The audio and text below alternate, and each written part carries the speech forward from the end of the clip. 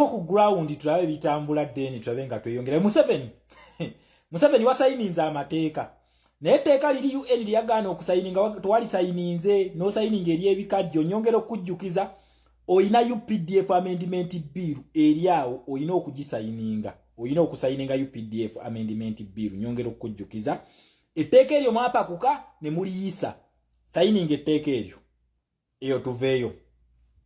muna Uganda nabagamba Uganda eri mu kintu kye bayita transition okitegera Uganda eri mu transition naye ebintu ebigenda maaso bino ogenda bi interpreting otya okitegera ekintu kino njagala oddeyo olabe video eno olabe video eno kati eno ye part 2 eno video past facts ekintu yakikujjiddeyo bulungi lwaki olaba leero bakuliyetinga ebibiina bino kiva kuki soko oddeyo olabe video eno nga part 1 then ojja olabe video eno number 2 oba toyina budde bumalayo video eno gireke kubanga igenda kwetaaga omuntu omugumikiza okusobola okutegeera kyengira kubanga Museveni ono azenga atusiwaza niwe tunaamanyanga muvuze zaazannya tugenda kumwetegekera nabagambye history waffe alina okukyukamu okitegeera ekintu ekyo history alina okukyukamu kakati kiki ekigenda maaso mu Uganda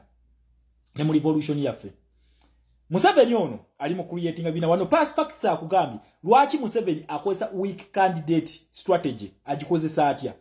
okitegeera Museveni ono yayitanga bakatumba oye ng'akimanyi tebasobola kuwangula ng'akimanyi then naye okwagala olwokubanga abadde atufugira mu system gye bayita faked democratic system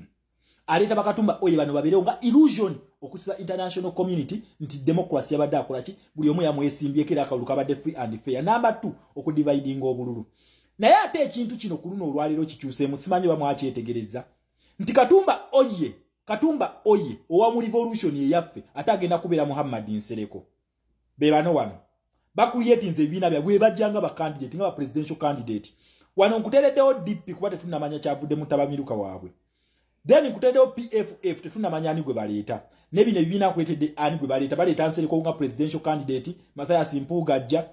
then ne UPC leeta akera abantu bano bebabadde leading opposition naye ku luno basazeewo kujjanga ba weaker candidates in a weak candidate strategy past facts yakunyonyodde lwaki abantu bano basazeewo bajje nkugambye mabegaawo Museveni abadde atufugira mu kintu kibayita faked democratic system yabadde atufugiramu kati abantu bano nga bakimanyi kino ne banajja mu kalulu results zigenda kusigala kyekimu osegere ekintu ekyo tezigenda kukyuka zigenda kusigala kyekimu yensonga lwaki babadde nga baleeta ba candidate bajje ba contesting ne Museveni just kubika illusion kulaga international committee yakalulu kabaddewo naye nga bo tebajja nga bo bali comfortable mu bifo byabwe leero kiki ekibataanudde okuzanya strategy ez'abakatumba oye zebazanye essaawa eno lwaki abantu bano ate kakati babadde bakulya system eri be bagituukiriza kankulage mu bifaananyi abantu bano babadde balinya be baliwo okusiriwaza ffe abantu ba wansi bano nga batoka nti Museveni bakompitinga naye abantu bano ate badde basubscribinga ku ono bamuyita Kiiza Besigye okitegera gwe badde basubscribingako kati nti bano bonna okumala okusiriwaza ffe tulonda bano ne tubaleeta kati bano keka group akabaddewo ku strategy ya Museveni ya fake democratic system kati bano nga bayina leader waabwe abaddewo nga opposition ono Besigye then Besigye mu kusiriwaza mu system nga reportinga wani wono Museveni mu makati then Museveni ate ye mu system n'asiriwaza abaki abazungu okitegera ekintu ekyo nkuddiramu katono njagala wetegereza akantu kano bano babaddewo nga baleeta ba candidate okusiriwaza abantu byakalulu gyekali naye nga bo tebajja bali comfortable era nga bannayuganda mugamba lwaki Erias Lukwago tegenda neyesimba kuba president lwaki Mpuuga tajja lwaki Nsereko tajja kubanga system bakimanyi nti batuzanyira ki comedy naye nga abantu bano basubscribinga kwani ku Besigye yabaddewo nga leader of opposition ate nga Besigye asubscribinga kwani ku Museveni alipotinga wa Museveni then Museveni n'alipotinga kuki ku bazungu abazimba system eno bagita colonial administration system okitegera n'alipotinga kati ffe wetwajja ababi nga tukulembeddwa Kyagulanyi wetwajja kati ffe twagaana okuyita mu gino emitendera gyonna gino gituze wa then Museveni atulipotinga wano twagamba nedda katugende ku bannanyini system bano kati kitegeeza alo woba ogikuba okuva wano ejjabuzi straight kwani ku Kyagulanyi kitegeeza tulwanyisa system yabwe eri fake then kakati woba oyagala answer eyo olina okuddayo eri mu mwaka gwa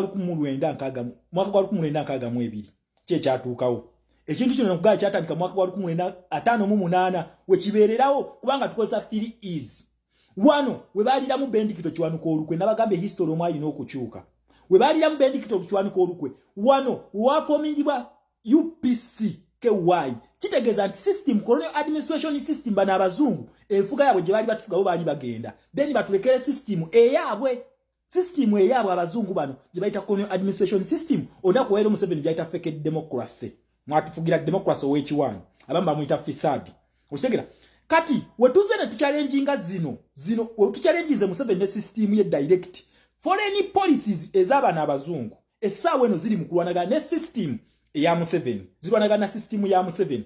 kati olwokubanga zino policies bano colonial administration system zino z'amaanyi ku system yennyini kwaze ezaateekawo system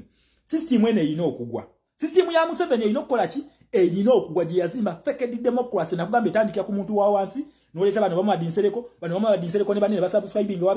Besigye n'asubscribing wa Museveni then Museveni n'asubscribing wa bazungu kati ffe twabigaana okwetooloola eno tugamba nedda tubeera direct kubanga twagala system entuufu kati olwokubanga system eno eri weak ku policies zino system eno erina okugwa then system eno weebeegwa ogenda mu kintu kye bayita climax ya system kati climax ya system eno yensonga lwaki bano essaawa eno bawika candidates past facts bayogeddeko mu party 1 bawika candidates ku luno ate babadde ba leaders aba opposition okategedde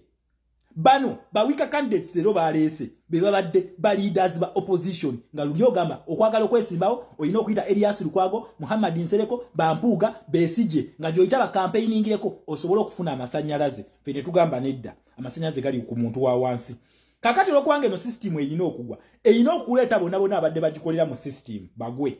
okitegera balina okugwa ne system gye bayita NRA oba NRM balina okugwa ne system eveewo ffe then tuzimbe eyaffe ife wano kubanga kati ffe system eyaffe ediringa direct ne colonial administration oba fake democratic system colonial administration system ediringa direct ne yaffe democratic system kati kitegeeza nti ffe tulina okuzimba system empya kati eno fisadi oba fake democracy ya Museveni n'akabinja ke erina okukola ki erina okuvaawo yensonga lwaki essaawa eno ekuleetedde ba key players abadde bazannya wa mu democratic eri mu fake democratic system eya Museveni okitegera ekintu ekyo kati erina okugwa ne bano then kati wemala okugwa ne bano ekintu kye bakoze Museveni ayagala tuzimbira mu system kitegeeza nti bano bali mu kuzimba ekintu kye bayita opposition eya National Unity Platform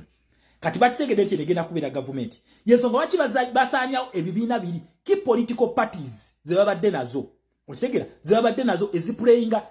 comedy wa Museveni fake democratic system kati bakulaga nti zivuddewo ebibiina biri babijjewo ne bakuliyetinga ebibiina ebipya kubanga mu system gye tulimu eno ekkiriza mu kintu kye bayita multipartism oba multiparty system kakati zino coalition zebali mu kukola eza UPC ne KY nekyo ekyakozesa coalition eyo awe wali ekinyusi coalition zino zaakolebwa okusobola okusuula bendikito kiwanuka n'okusabotaginga akalulu ka bendikito kiwanuka kakati wali niwe tudde emabega historically twakyusa ebintu ebyo one twabikyusizaawa twasooka ne tukyusa ne tugamba tugenda mu alliance namwe kitegeeza nti alliance ya KY ne UPC twagigaana kati bagikoze alliance naye nga bakoze alliance eno ng'efe balinga system bano bagenda kwegatta bagenda kukola ka coalition kaabwe oba baleeta candidate omu oba bajjenga we bajja okitegera ekintu kino ne musuubire coalition ey'abano abali mu fake system okitegera ekintu ekyo kati twagigaanye then number 2 policies zino twagenda direct tetwetooloola bino ebyokwesibira mu nju ne Apollo Milton Obote twabigaana ne tubagamba mujje mu light Apollo Milton Obote amalasa anyewaani kabaka Sir Edward Luwangula Muteesa owokubiri ekyo nakyo twakiganye then lero number 3 obufere obwali emmengo obwatomeza Ssekabaka Edward Luwangula Muteesa owokubiri agwe mu mbi z'abazungu ate nabo twabufeze twabakoze ki twabagobye ke kafere kano kamayiga twakagobye nako kagenda ne system kati kitegeeza nti obwakabaka bonna bubadde bwetooloddwa obufere bwa system eno kati kitegeeza nti abafere abali emmengo abali ebusoga bano bamuva wala kamayiga ake Buganda ne bali abamwa obugabe bwa nkole n'obwakabaka obusigadde bagenda ne system then tuzimba system empya okuva mu culture economic ne political system then eno system enkadde erina okukola ki erina okugwa then number 2 munnayuganda kyotalina kwerabira buno obubiina buno bwebafominza obugenda okujjanga opposition ya National Unity Platform mu new government ate ffe bannansi tulina okubulwanyisa tubugjewo then tuyoke tutererere ddala kubanga buno bubiina bwa Museveni yensonga lwaki olaba Besigye n'Abalukwago